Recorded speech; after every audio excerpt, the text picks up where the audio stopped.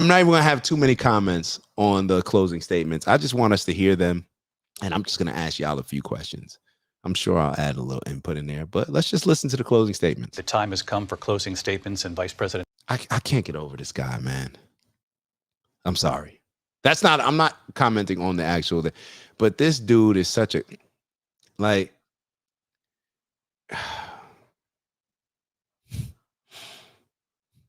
if you had a picture in your face of a political journalist or a political moderator and how most people see politicians as just liars and whatever, like this would be the perfect moderator or the perfect person that you would just see as to be speaking on politics. Like it's just like, bro, like it's so phony. Whatever.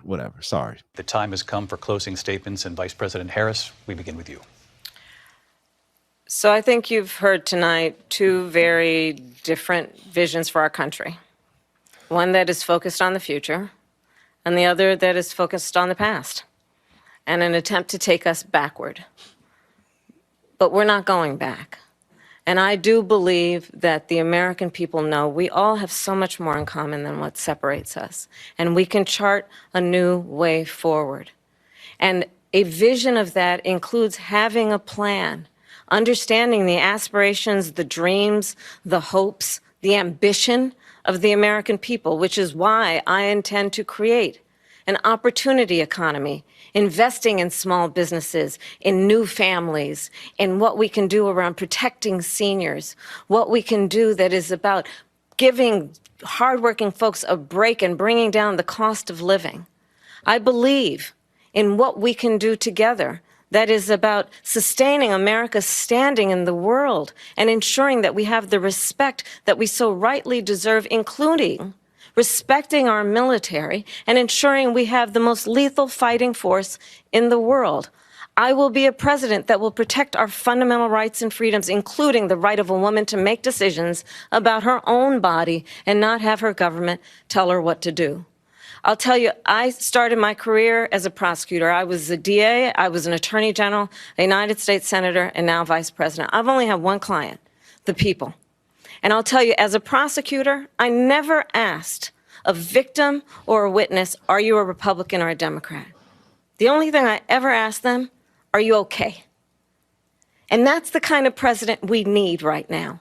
Someone who cares about you and is not putting themselves first. I intend to be a president for all Americans and focus on what we can do over the next 10 and 20 years to build back up our country by investing right now in you, the American people. Vice President Harris, thank you. President Trump? So she just started by saying she's going to do this, she's going to do that, she's going to do all these wonderful things. Why hasn't she done it? She's been there for 3.5 years. They've had 3.5 years to fix the border. They've had 3.5 years to create jobs and all the things we talked about. Why hasn't she done it? She should leave right now, go down to that beautiful White House, go to the Capitol, get everyone together and do the things you want to do, but you haven't done it and you won't do it because you believe in things that the American people don't believe in. You believe in things like we're not going to frack. We're not going to take fossil fuel. We're not going to do things that are going to make this country strong, whether you like it or not. Germany tried that, and within 1 year, they were back to building normal energy plants. We're not ready for it. We can't sacrifice our country for the sake of bad vision. But I just ask one simple question. Why didn't she do it? We're a failing nation. We're a nation that's in serious decline. We're being laughed at all over the world. All over the world, they're laughed. I know the leaders very well. They're coming to see me. They call me. We're laughed at all over the world. They don't understand what happened to us as a nation. We're not a leader. We don't have any idea what's going on. We have wars going on in the Middle East. We have wars going on with Russia and Ukraine. We're going to end up in a third world war, and it'll be a war like no other because of nuclear weapons, the power of weaponry. I rebuilt our entire military. She gave a lot of it away to the Taliban. She gave it to Afghanistan. What these people have done to our country, and maybe toughest of all, is allowing millions of people to come into our country. Many of them are criminals, and they're destroying our country The worst president, the worst vice president in the history of our country. President Trump, thank you. And that is our ABC News presidential debate from here in Philadelphia at the National Constitution Center. I'm Lindsay Davis. And I'm David Muir. Thank you for watching here in the U.S. and all over the world, and from all of us here at ABC News.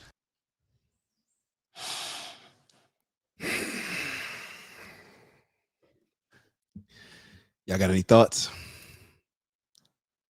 I just got a couple questions for y'all. Who you think came across as genuine? Who do you think came across as more believable, more in command, more of a leader? I don't know. I'm just asking. I'm not leaning. I'm not pushing you one way or another. Who do you think more spoke about ideals? Who do you think spoke as if, you know, who do you think spoke as if they have actual realistic goals of doing the things that they said they were going to do, or that you would believe them to do the things that they maybe said throughout the debate? When I go back and look at that, now I guess I will give my opinion on it. Does Trump have does he have a point when he says, well, all these things, you could have been doing them? Does Kamala make points? Don't ask me to recall the points that she may have made. To me, I see this as a difference. I'm just going to we'll keep it brief. I see this as a difference of somebody trying to push a certain level of like idealistic living, perhaps, or I don't even know if it would be ideal. But when I hear it, I just see Kamala telling me what feels good, all of the goals that she supposedly has, even though she is the vice president right now, to a president that, when I show y'all some of these videos that I'm getting ready to show y'all, there's no way that anybody can think that Joe Biden is running the country. So I just had to say that. So a lot of the things that she's saying that she would do, she's the vice president. Now, the vice president maybe the cabinet of Biden and the people that he surrounded himself with have more power than Kamala. Maybe. If that's the case, then I would love for us to know that, hey, Biden ain't making these decisions. Who is? Because the people that be making decisions right now, we may not have voted for them. That may be the people that are behind the scenes that he brought on as his cabinet, or we don't know. We don't know. So that's about as objective as I can get in my response to it, with y'all all understanding the bias that I have as far as my dislike for the Democratic Party. Somebody asked me, yes, matter of fact, I'm not even gonna get into that. Let's actually stay on topic, Dak. Stay on topic. I wanted to show y'all. So there's a couple videos that I have lined up to show y'all. So let me show you this video of one person responding to the debate. And because a lot of people, let me just show y'all. And do that. It's going to be people probably going to be saying it's going to be one-sided. This is just, something that came up on my page. It definitely is one-sided, but y'all tell me if y'all agree. Hold on. An issue, especially for a lot of race baiting and fear mongering was a big part. Race baiting and fear mongering. In case y'all didn't hear, she said race baiting in the beginning. I don't know why it's so low. Race baiting and fear mongering was a big part of her tactic tonight. Part of Kamala's tactic? Yes, Kamala's tactic. Okay. What in particular would you remember about that? Especially when she brought up the Central Park 5. So they did a panel of people reacting to the election. A group of, it seems like black and brown people. I don't know if this gentleman in the back is white, but it seems like it's a group of black and brown people. I think that's a hot button issue, especially for a lot of African Americans, but she leaves out a lot of specifics to that. Like the lead prosecutor was a Democrat at the time. Back then, Donald Trump was also a Democrat. He wasn't always a Republican, and he was praised heavily in a good way for taking out that ad in the paper, because a lot of people did think that they were guilty. So Interesting point. And the only reason why, well, what intrigued me about this is I didn't necessarily think about this. I know that a lot of people like Donald Trump at the time who, whether it's Oprah, all these people that said amazing things about Donald Trump before, now they can't stand him.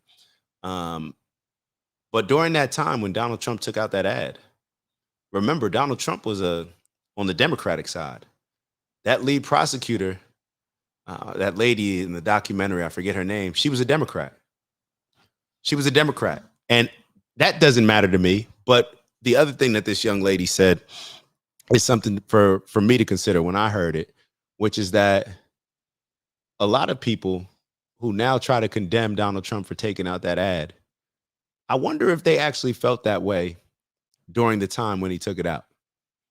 I may do a little bit of research on that because it would be interesting to see that all these people that condemn him now, how did y'all really feel about that article? How did y'all really feel about that? We understand that even what they did, what we showed y'all the other day, them lying about the Charlottesville situation, we can't trust anybody. We can't trust it.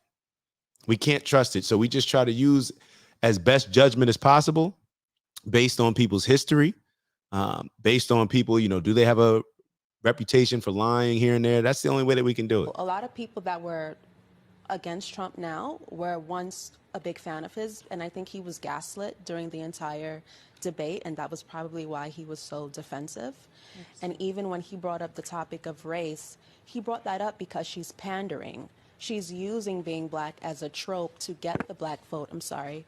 But instead of her leaning into it, I would have liked to see her lean into the fact that, yes, I am a black woman, and this is my plan for Black America, but she clearly doesn't have a plan because she's essentially not black.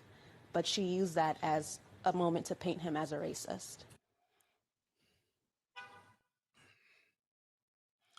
I don't know. What do y'all think? I'm just going to leave it there. Just going to leave it there. Don't got too much to say on it. Not that I could, but just going to leave it there. Just going to leave it there. And before we actually move on, let me go back real quick and highlight something that Brandon mentioned. He said that I have offered to be part of conversations at the state and national level to help educate. Pro Football Hall of Fame attempted it, but it was clear that they wanted to taint the narrative. So he wanted to work with the NFL. It is more popular to have victims than everyone being able to get along enough to listen, be empathetic to those involved, and understand laws. This type of crisis empowers and sells media. The NFL has been offered numerous times to be more of a partner to help resolve conflicts in communities, but they normally take steps when they can publicize and achieve advertising. Yeah, at the end of the day, something I wasn't even thinking about, to be totally honest with Tyreek. Perhaps that is going to be a situation, or perhaps that is the case, where it's like it's helping with the marketing. It's helping get more eyes. That's all they care about. Like Queez always says, follow the money. I apologize because I'm like, how did I not reach out to Brandon to have him on? So maybe next week we'll do something to get Brandon on here because he is a former chief of police. And, I think that you can offer some great insight for us. It is not sexy for the NFL to help if they cannot make money on it. Sorry, that's the truth. Instead of using the opportunity to use popular athletes to help, they want to sell tickets. Well, we'd be honored to have you. All right, so let's keep going, big bro. Let's keep going. What's the next video that we have? What's the producer? What's the next video that you're pulling up? All right, so we showed that one. All right, so yeah, let's stay on X. I want to show y'all this video that we came across. I think it's very important, and we have to. You know what I realized watching this debate? I realized watching this debate is that there's no way for the average voter, the average American who was probably watching that debate, to decipher between what's real, what's not, what's true, what's false. There's no way, unless you are super informed on all of these things, then you're never going to know what's actually happening. You're probably going to be looking at